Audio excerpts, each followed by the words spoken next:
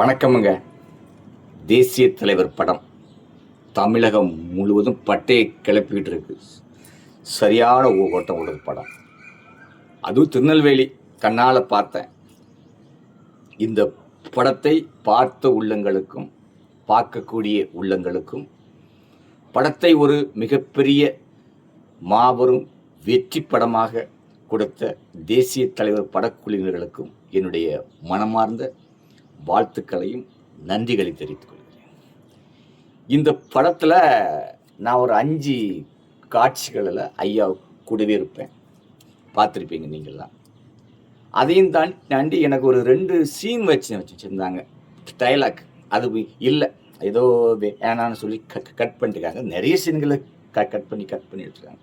அது என்ன சீன்னு கேட்டிங்கன்னா, ஒரு சீனில் கோர்ட்டுக்குள்ளே வச்சு ஐயா மகன் வாழ்க, ஐயா மகன் வாழ்க, அதுவும் இல்லை. அடுத்தால வெளியில் வந்த உடனே ஐயா கிட்ட போய் கையை பிடிச்சிட்டு கேட்பேன், ஐயா உங்கள் அப்பா செய்கிறதுலையும் நாயருக்கு போல் இருக்கியாம்ப. ஸோ அதுவும் இல்லை. சரி, அதை பற்றி ஒன்றும் இல்லை. ஐயாவுடைய வரலாற்று படத்தில் வந்ததே அது ஒரு பெரிய விஷயம்தான். வாழ்த்துக்கள். இப்போ இந்த படத்தை பார்த்துட்டு நிறைய பேர் என்ன சொல்கிறாங்கன்னா, ஐயாவுடைய வாழ்க்கை வரலாறு மக்கள் பார்க்காதது கேட்காதது நிறைய இருக்குது, அதையெல்லாம் கொண்டு வரலாமான்றாங்க. ஆனால் கொண்டு வர முடியாது. அதெல்லாம் சேர்த்து கொண்டு வரணும்னா ஒரு படத்தில் முடியாது, 3 படம் எடுக்கணும். 3 படம் எடுத்தால் தான் பார்ட் 1, பார்ட் 2, பார்ட் 3ன்னு போனால் தான் எல்லா கதையும் கொண்டு வர முடியும். ஸோ அதில் உணர்வுபூர்வமான ஒரே ஒரு கதை சொல்லு தான் இது ஐயாவுடைய வாழ்க்கையில் நடந்த ஒரு சின்ன கதை. சின்ன வயசு தான் அவருக்கு, 7 வயசு. 7 வயசில் அவர் ஸ்கூலுக்கு போகிறார். அப்போ ஸ்கூலுக்கு போகும்போது அதுக்கு பக்கத்தில் பாதிரியார் அவர் ஒரு 50 பேரை வச்சுக்கிட்டு பாடம் சொல்லி கொடுக்குறாரு. என்ன பாடம்ங்கிறது கல்லை பற்றி சொல்லுதாருங்க. கல்லை பற்றி. தார் ரோடு போடுறாங்க, அதுவும் ஒரு கல் தான். சலவை தொழிலாளி துவைக்கிறாரு, மொந்துன்னு தொப்புன்னு, அதுவும் ஒரு கல் தான். இன்னைக்கு பார்த்தீங்கன்னா அதே கல்லை சாமியை அடுத்து கையெடுத்து கும்பிடுறாங்க. அதுக்கு பாலாபிஷேகம் பண்ணுதாங்க, பன்னீர் எடுத்து ஊற்றுறாங்க, எல்லாமே செய்தாங்க. 3 கல் தானே, ஏன் இப்படி இந்த கல்லை போய் சாமியாக கும்பிட வேணும் அப்படின்றாங்க.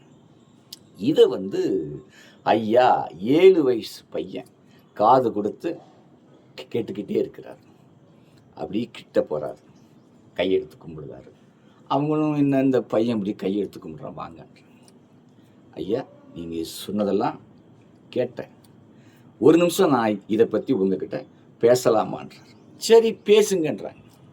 இவர் பேசுகிறார், ஐயா கல்லை பற்றி சொன்னீங்க, 3 கல். நான் பெண்ணை பற்றி சொல்கிறேன் ஐயா, 3 பெண்ணையாங்க. என்னடா 3 பெண்? தாய், நம்மை பெற்றெடுத்தவள் ஒரு பெண்மணி தாய், அவளும் ஒரு பெண். நம்ம கூட பிறந்தவங்க, அக்காளாக இருக்கட்டும், தங்கையாக இருக்கட்டும், தமையால், அதுவும் ஒரு பெண். அடுத்தால ஒருவர் தாலி கட்டுறார், மனைவி, அதுவும் ஒரு பெண்.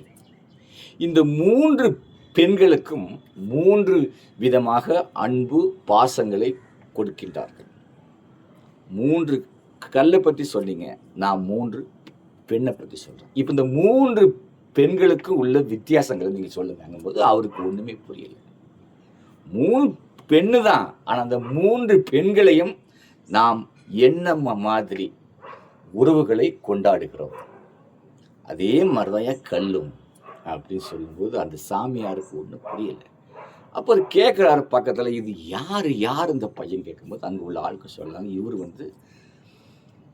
ஜமீன்தாருடைய மகன், உக்கிரவாண்டி தேவருடைய மகன். அந்த பாதிரியாருக்கு ஒன்றும் புரியலை. அப்படியே அங்கிருந்து அவருடைய கையை பிடிக்கிறார். தம்பி, நீங்கள் மனித பிறவியே இல்லை, நீங்கள் ஒரு தெய்வீக பிறவி, நீங்கள் ஒரு சாதாரண ஆள் இல்லை.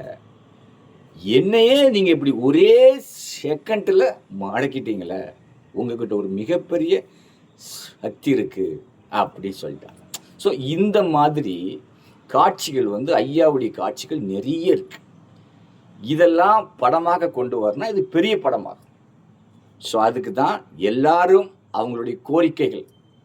படம் இன்னும் பார்ட் 2 கொண்டு வர வேண்டும், நிறைய கதைகளை கொண்டு வர வேண்டும்.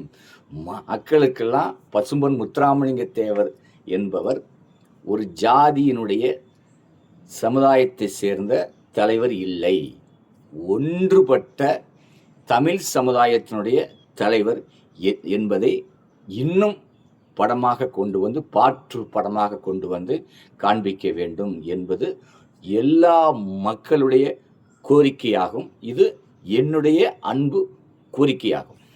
இன்னொன்றுங்க, இந்த படத்தில் பாட்டு 2 பாட்டு வந்து தேவையில்லாமல் இருக்கு.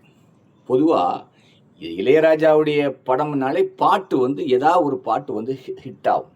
ஆனால் இந்த படத்தில் குறிப்பாக சொல்ல போனால் எந்த பாட்டுமே பேசுகிற மாதிரி, வாயில் உணங்குற மாதிரி எதுவுமே இல்லை. அந்த ஒன்றில் மட்டும் இளையராஜாவும் கோட்டை விட்டு விட்டார், நம்மளுடைய இயக்குனரும் கோட்டை விட்டு விட்டார். பாட்டு தான் எந்த படத்துக்குமே ஒரு பாட்டு போதுங்க. அந்த பாட்டை வச்சு படம் ஓஹோன்னு ஒரு கிட்டு கொடுக்கும். அதில் மட்டும் இவங்க என்ன நினச்சிட்டாங்க, இளையராஜா தானே அற்புதமாக கொடுப்பார்னு கொடுத்துருக்காங்க. அந்த பாட்டுகள் மட்டும் கொஞ்சம் மக்கள் மத்தியில் இன்னைக்கு ஒரு குறையாக இருக்குது.